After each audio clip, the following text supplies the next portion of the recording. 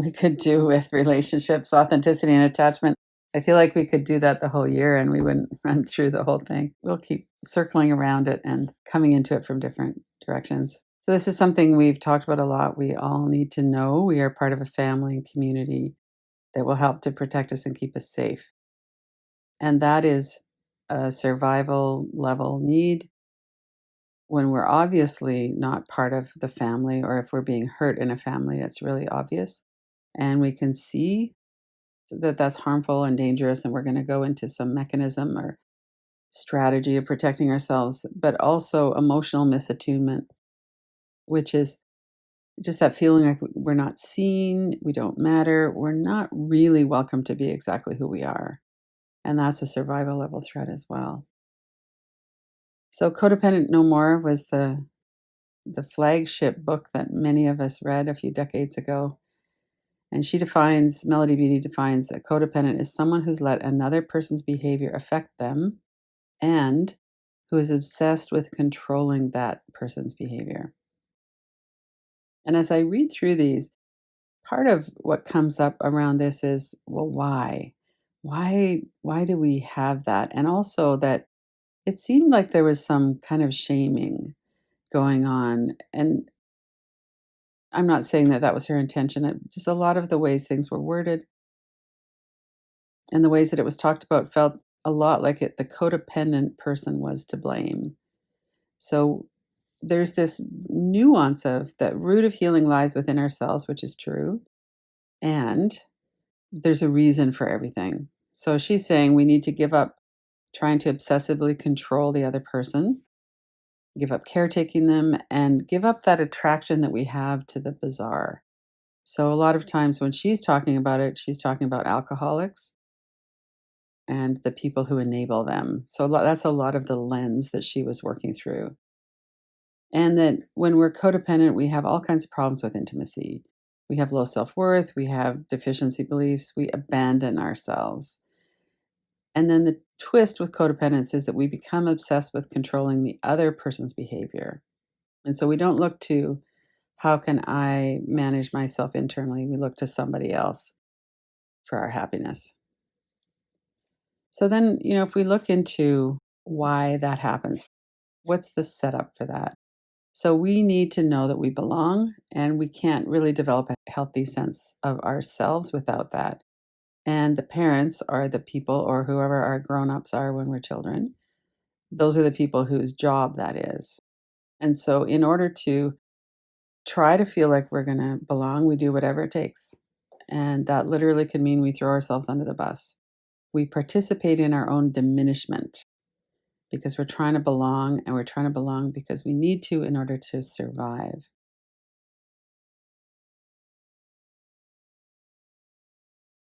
We need the goodwill of our parents. And that's really obvious when we sit back and kind of look at that, right? And it reminds me too of, how oftentimes women will read men really well, but men don't have any idea often what makes women tick.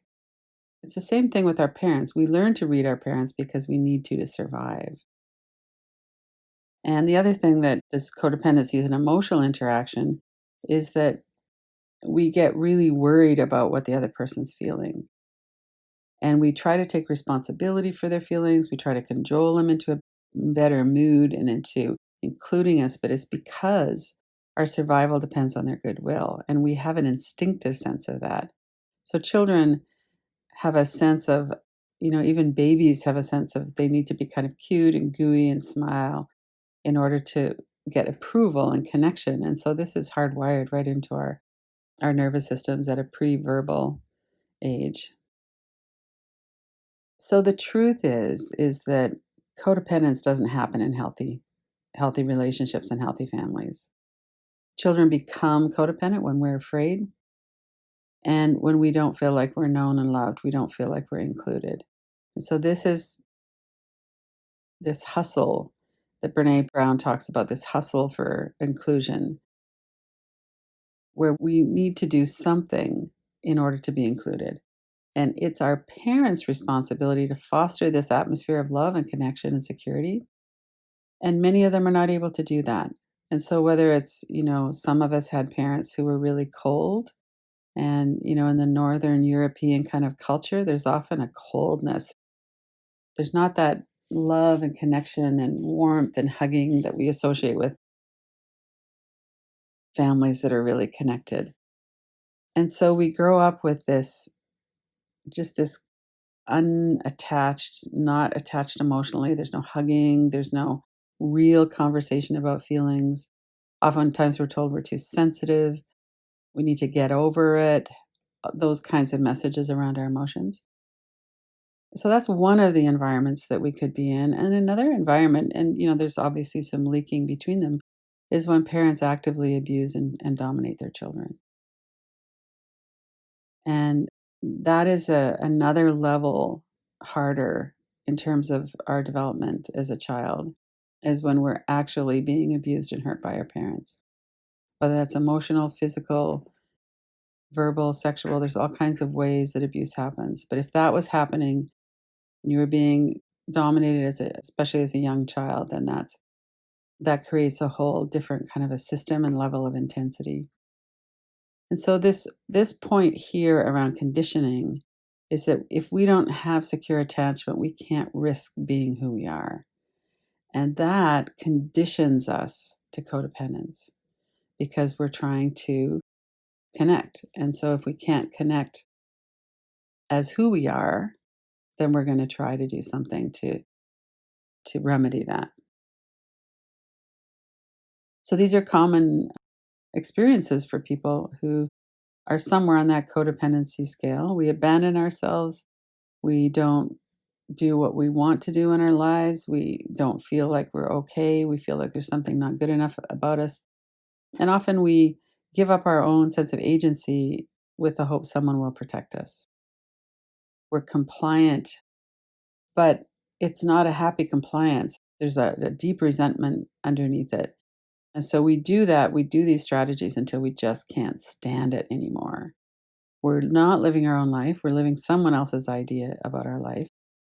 And when we were children, we were so vulnerable to our parents' power.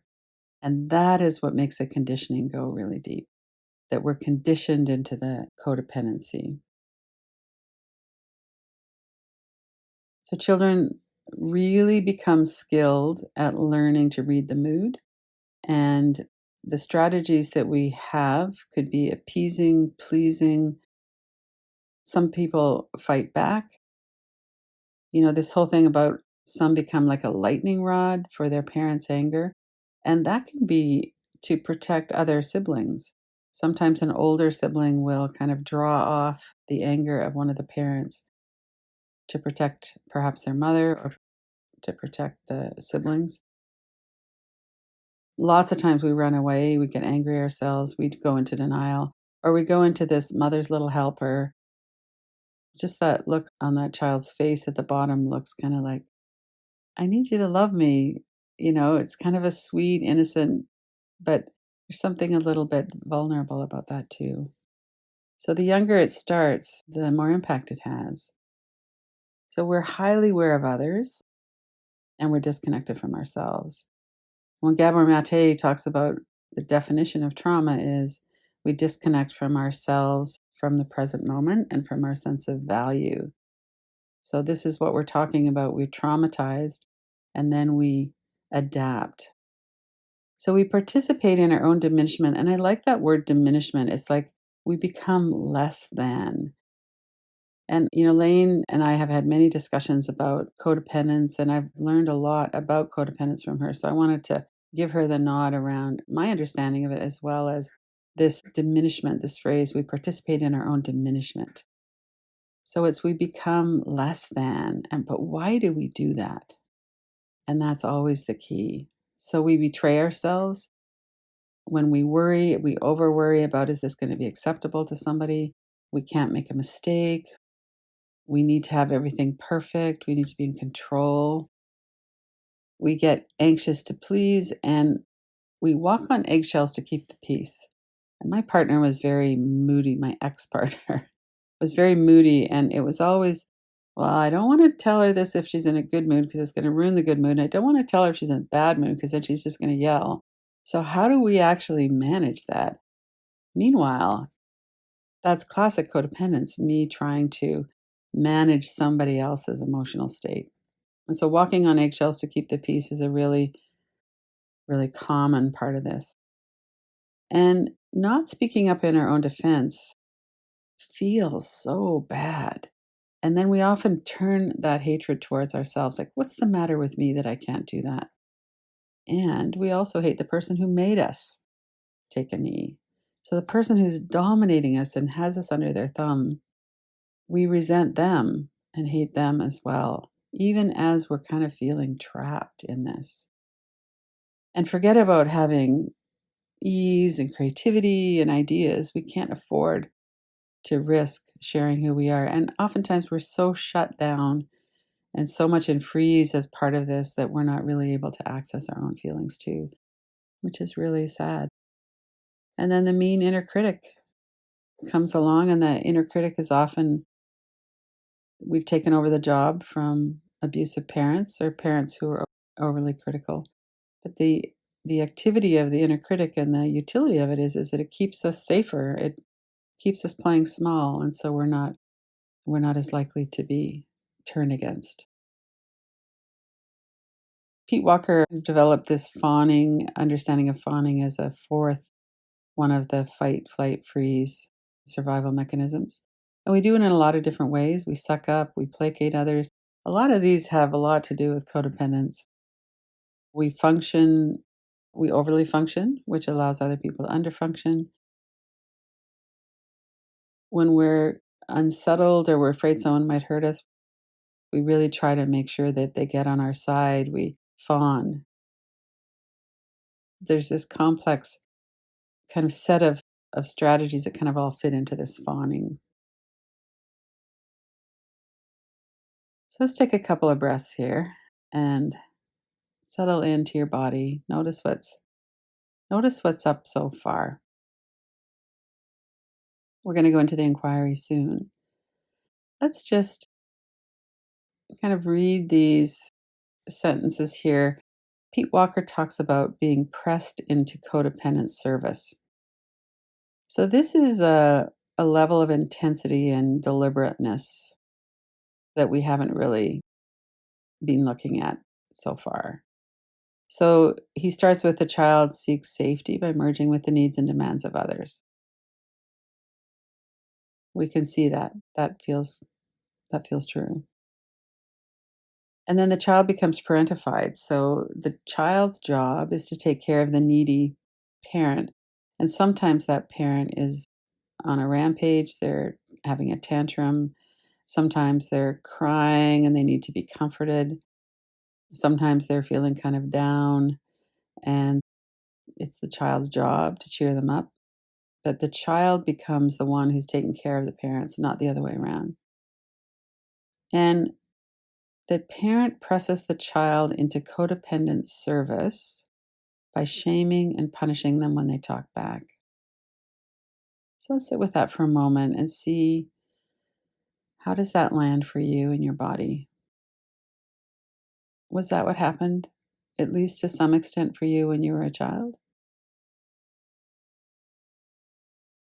The parent presses the child into codependent service by shaming and punishing them when they talk back.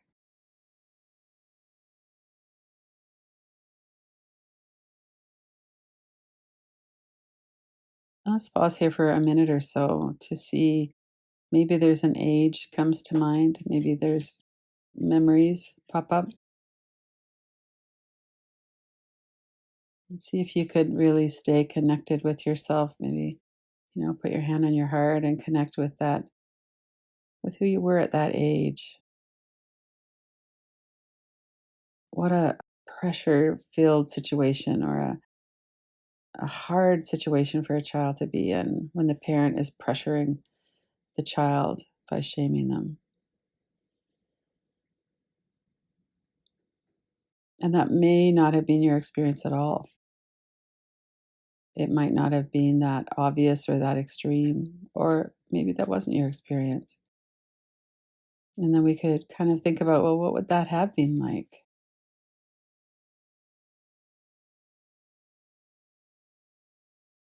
You can always use tapping or tracing, any of the tools, if anything is too intense.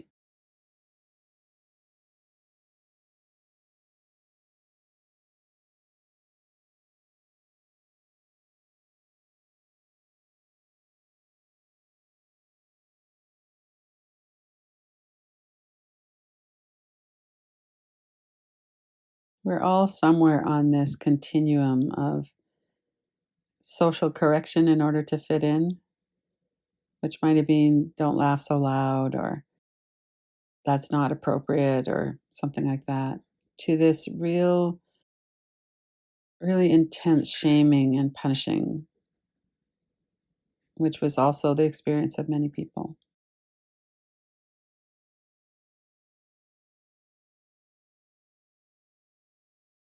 And then take a few deep breaths, move your body around a minute if you need to. So, this is where the real having compassion for ourselves comes in. So, people who were forced to stifle their individuality in childhood have the greatest developmental arrest, as Pete talks about it. So, what that really means is that we have some developmental tasks that didn't get done in childhood when they should have. And now we need to do those as adults. And to the extent that we haven't been able to do that, to recognize the intensity of how this can be in us as an adult. I'm 67. A lot of this childhood stuff is still here for me, and it is for other people too. And that the shaming comes in when we feel like there's something wrong with us, that we have these experiences or these responses. In fact, when we've had this experience, especially if you had this intensely as a child, saying no to someone when you're an adult might trigger emotional flashbacks or it trigger you into dissociation. It can trigger a strong response. And any hint of danger can trigger this kind of servile behavior. And, oh, it doesn't matter what I need, what I want. And we just kind of unconsciously go into placating and fawning and trying to keep ourselves safe. So, if you were to just sit with that for a moment, and if that's something that resonates with you, really acknowledge that it all has a reason, it happens for a reason. And it's not that there's something wrong with you, it's that you had experiences that led you to this place where you are now. One of the things that can help when we're talking about something that's beyond kind of the normal family dysfunction is that when we learn about narcissism, and in particular malignant narcissism, we're not diagnosing somebody with those personality characteristics, but we can see the traits. So if someone has a pattern of dominating us or of not wanting to hear from us, or if we feel on edge around somebody, learning about the more extreme versions of this can help us to see the patterns. And it might be that we're also involved with someone with those extreme traits. And in that case, it can be really, really life saving to be able to see that. So, being able to see clearly, understanding the basics of the trauma and how it works is really essential for healing. And part of that is because then we could stop shaming ourselves for what happened to us as a child. There's no way that we could have seen that pattern any earlier than what we did. And as an adult, we might have done a lot of work around that. And now we're continuing to do work around that, and we keep evolving into a deeper understanding of how this works. The other thing that is so common is that we feel like we're betraying our parents if we acknowledge what really happened. And part of that, I think, is because there's something inherently shaming about not being loved. So if we weren't loved, it feels like there was something really wrong with us. But part of it also, children are just really hardwired to love their parents. And we can have love for our parents. And as an adult, we can also see really clearly what happened was not right. It doesn't matter that we know why that happened to them or what the trauma, unhealed trauma was in them. We can still acknowledge that they didn't parent us in a way that was healthy. And maybe they were abusive to us. And we might have all kinds of sympathy and understanding for them. And that doesn't mean that we can't hold them accountable in terms of seeing their behavior in a real light. And that's the same for ourselves too. We can feel our, love for ourselves. We can acknowledge and see that how we began to behave this way and the impact of our behavior. And that might be, the impact of our behavior on someone else. And it might be the impact, certainly it's the impact of our behavior on our own life. We give away our lives in order to stay connected, in order to be attached. And when we look at that from here, we feel a tremendous amount of sadness and grief that that's how it happened. So let's stop there just for a moment and feel into that.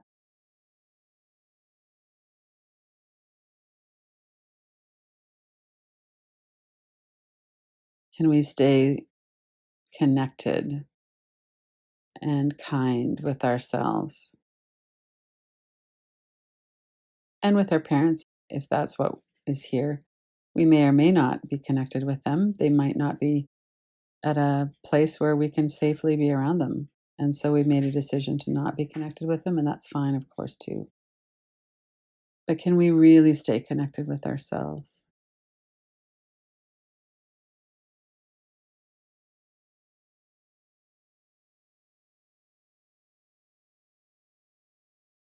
And so now we get to healing, the key to happiness.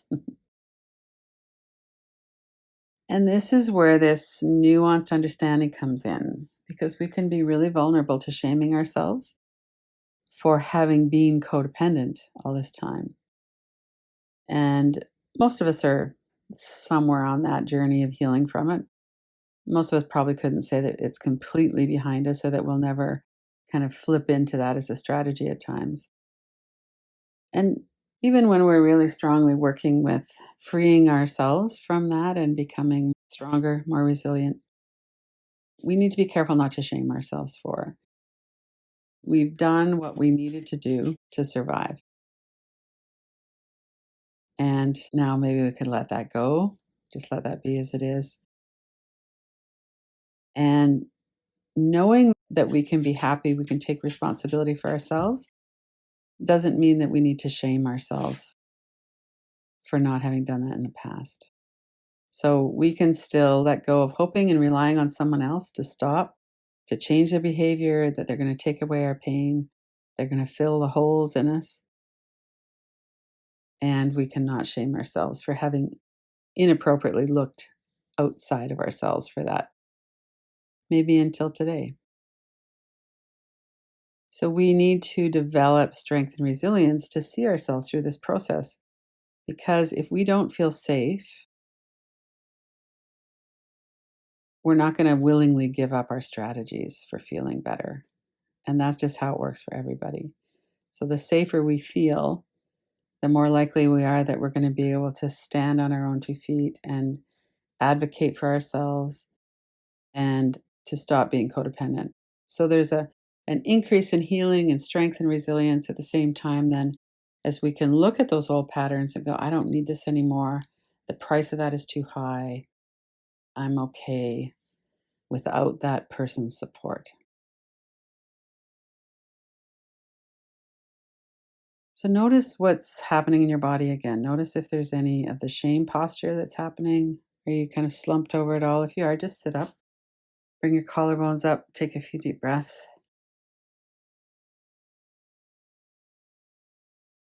Relax your body.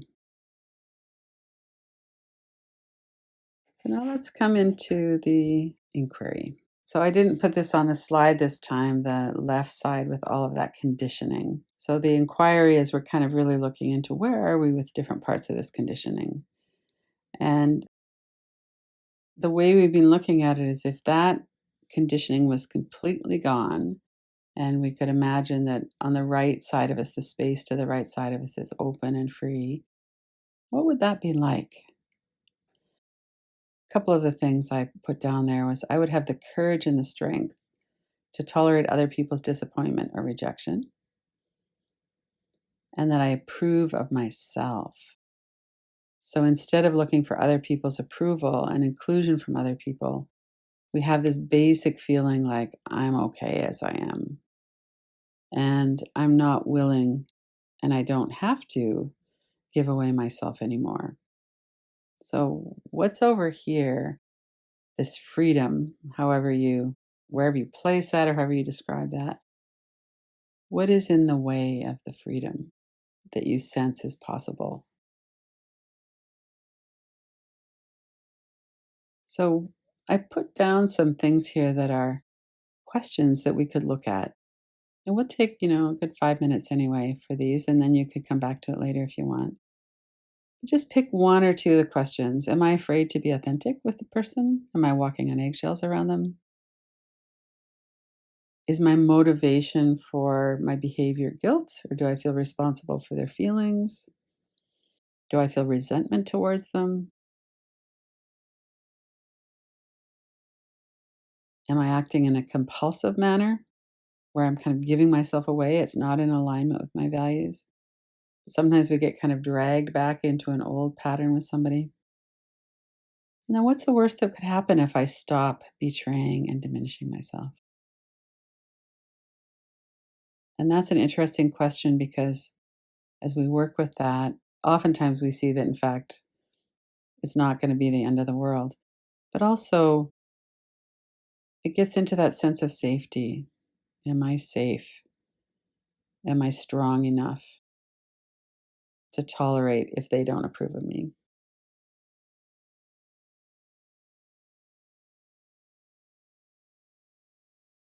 So let's sit with that if you want to jot some things down or just to notice your body and breath.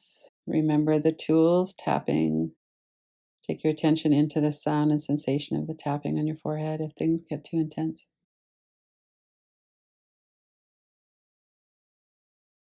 Let your attention go to whatever those ones of those really resonate.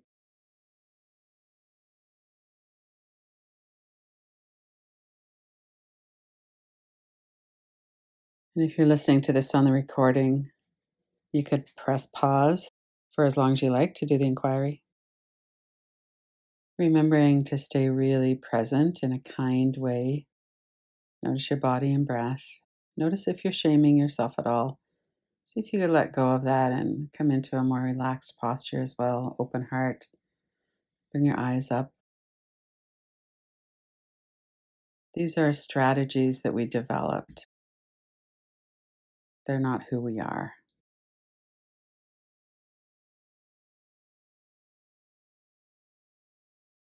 And then before we finish the inquiry and come back to the group, see if you could sense into the freedom for a moment. What would your life be like once this is completely in your past? Once you're no longer triggered into walking on eggshells or maneuvering around trying to get people to approve or connect. I was at a workshop with Gabor Mate a few years ago, and one of the things he said was very interesting. Someone in the audience said, well, if I don't do this, they'll be devastated. And he said, another adult needs to take responsibility for themselves, and we might disappoint someone else, but we don't devastate them.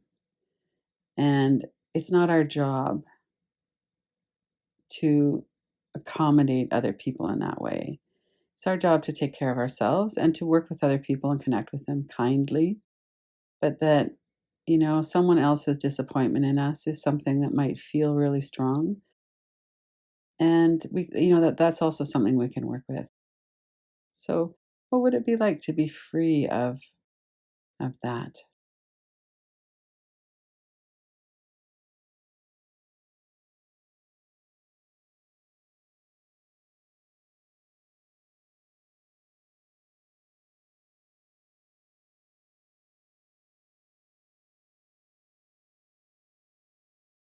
And then coming back to the group.